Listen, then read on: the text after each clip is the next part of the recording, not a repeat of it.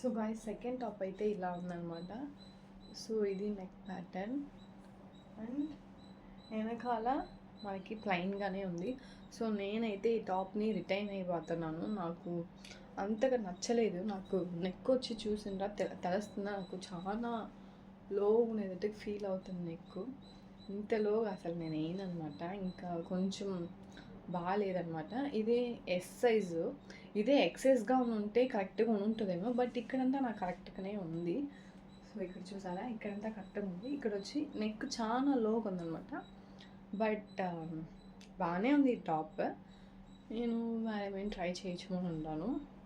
మంచి pretty colour and మంచి pattern, but కొంచెం లోగా ఉంది.